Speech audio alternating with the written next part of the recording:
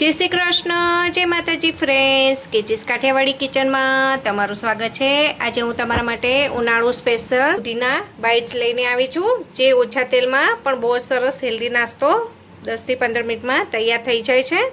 तो तमे पण घरे जरूरथी ट्राय करजो। तो एना माटे इंग्रेडिएंट्स जोई लईए।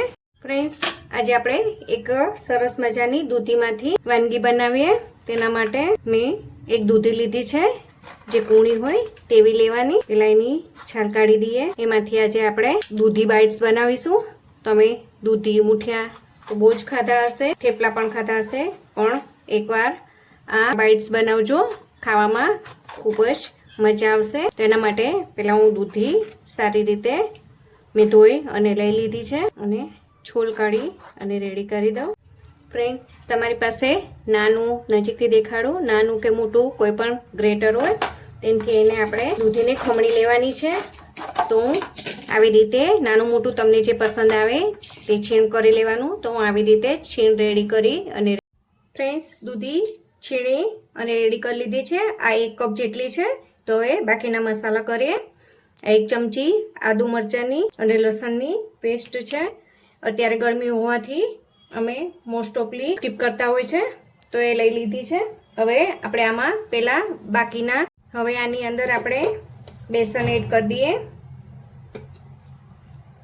ए मिनिमम आपणे 1 बाउल छे, तो तमे વધઘટ કરી શકો છો। आ 1 कप जेटलो बेसन छे। हवे रूटीन मसाला करीए। दूधी अने चणाना लोटना हिसाबे आपणे मीठું एड करीए। હું 1.5 चमची मीठું एड करूँ छूं। तमे तमारा स्वाद मुजब વધઘટ કરી શકો છો। 1 चमची लाल मरचું पाउडर, 1 થી 1.5 चमची धाणा जीરું पाउडर, पिंच थी पण ओછી એટલે हळदर અને 1 નાની ચમચી ભરી અને હિંગ એડ કરીશું। તમે અજમો પણ એડ કરી શકો છો। મારા ઘરમાં નથી ખવાતો એટલે હું નથી એડ કરતી। હવે પાત્રા બાઇટ્સ ને ખાટા મીઠા બનાવવા માટે 1 થી 2 ચમચી જેટલી આપણે ખાંડ એડ કરીશું। ખાંડ એડ કરવાથી તમે ગળ પણ ખાતા હોય તો વધુ એડ કરવાની, નહીતર ઓછી એડ કરવાની। એનાથી સ્વીટ નહીં થાય પણ એનો ટેસ્ટ ખૂબ જ સરસ આવતો હોય છે। પાણી નાખી અને આપણે બેટરને સારી રીતે બધું દૂધી ને બધું મિક્સ કરી દઈએ। પાણી નાખી અને પહેલા થોડું આપણે મસાલાને બધું મિક્સ કરી દઈએ અને બહુ ઢીલું નથી કરવાનું। મીડિયમ આપણે ઢોકળાનું કે इडलीનું રાખતા હોય ને ખીરું, બસ તેવું જ રાખવાનું છે કે પોર થઈ શકે આપણી પ્લેટમાં। જો થોડું થોડું પાણી નાખી અને મિક્સ કરતા જવાનું। આપણે આવું બેટર રાખવાનું છે। હવે બાકીની વસ્તુ આપણે એડ કરી। આપણે મીડિયમ સાઇઝની 1 ચમચી તેલ એડ કરીએ અને પણ સારી રીતે મિક્સ કરી અને સાઈડ પર આપણે પાણી મૂકી દઈએ। એટલી જ વાર આને રેસ્ટ આપીશું, બાકી એને પ્રોપરલી રેસ્ટ આપવાની જરૂર નથી। आ तमे आवी रीते ग्रेट करीने राखशो ने तो तमारुं 15 मिनिटमां ज बहुत सरस दूधी बाइट्स बनीने रेडी थई जाय छे। तो आ रेस्ट थाय त्यां सुधी आपणे मैं साइड पर आपणुं बेटर रेस्ट हतुं तो त्यां सुधी पाणी गरम मूकी दीधुं छे। त्यां सुधी प्लेटने पण ग्रीस कर, पाणी पण उकळीने रेडी छे। तो आनी अंदर हवे आपणे तमे खावानो सोडा होय तो पण नाखी शको छो। हूँ अत्यारे ईनो नाखी रही छुं, तो 1 नानी चमची भरी अने आपणे ईनो एड करीए। ईनोने फर्मेंट थवा माटे आपणे थोडું पाणी ज थोडુંક ज नाखवानुं छे। बहु लिक्विडी फॉर्ममां खीरवुं નથી કરવાનું। તરત જ એને મિક્સ કરી દઈએ। બેટર મિક્સ થઈને રેડી છે। તો લાસ્ટમાં આપણે સરસ ફ્રેશ ધાણા ધોઈ અને સમારીને એડ કરીશું। બધું સારી રીતે મિક્સ કરી દઈએ। ફટાફટ કરવાનું છે, નહીં તો આપણા બાઇટ સારા નહીં બને, કારણ કે ઈનો પછી બેસી જશે। એક જ ડાયરેક્શનમાં ચલાવવાનું છે। આપણું બેટર રેડી છે। ગ્રીસ કરેલી પ્લેટમાં બધું જ બેટર આપણે એડ કરી દઈએ। બસ એને 1-2 વાર ટેપ કરીએ। આપણું ગરમ થઈને રેડી છે।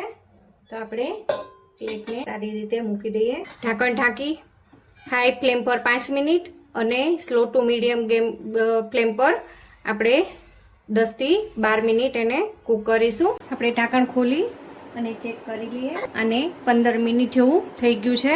ત્યાં સુધી આપણે એને ખોલીને વચ્ચે ચેક નથી કરવાનું। મિનિમમ તમે 12 થી 13 મિનિટ પછી એને ખોલીને ચેક કરવાનું। ચેક કરી લઈએ આપણે। તમે જોઈ શકો છો આપણી ચપ્પુ એકદમ ખુલી આવી છે। તો એનો ગેસ બંધ કરી દઈએ, બહાર કાઢી અને એને રૂમ ટેમ્પરેચર પર ઠંડુ થવા દઈએ. આપણે પ્લેટને બહાર કાઢી લીધી છે.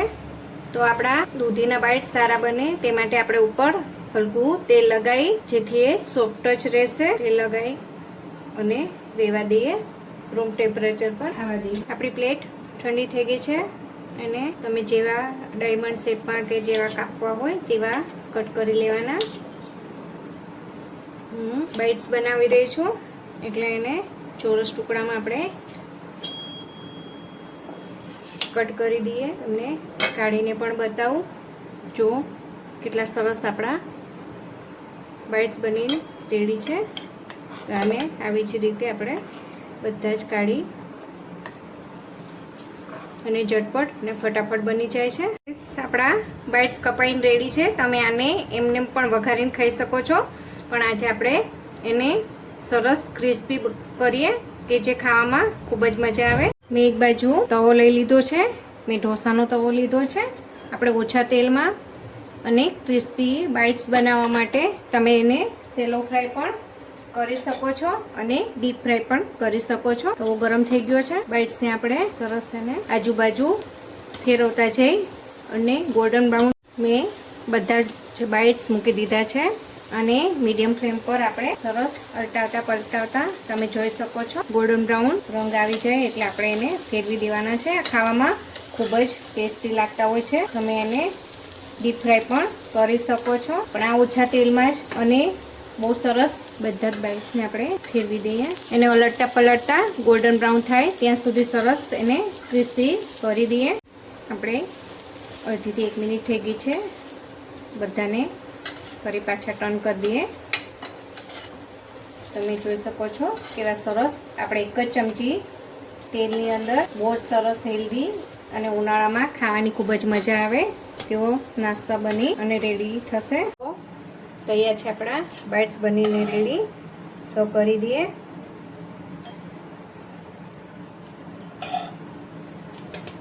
જે ક્રિસ્પી અને ખાવામાં ખૂબ જ ટેસ્ટી લાગતા હોય છે અને ઝટપટ બની અને તૈયાર પણ થઈ જાય છે. તો તૈયાર છે આપણા ક્રિસ્પી દૂધીના બાઇટ્સ. એની ઉપર આપણે થોડો ચાટ મસાલો કરીશું જેથી એ ખાવામાં ખૂબ જ ટેસ્ટી લાગે. તો તૈયાર છે આપણી ઝટપટ બનીને દૂધીનો ગરમા ગરમ ઝટપટ અને ફટાફટ બની. તમે જોઈ શકો છો કેટલા સરસ ક્રિસ્પી. તો તૈયાર છે આપણા દૂધીની બાઇટ્સ જે ઝટપટ બની અને તૈયાર થઈ જાય છે.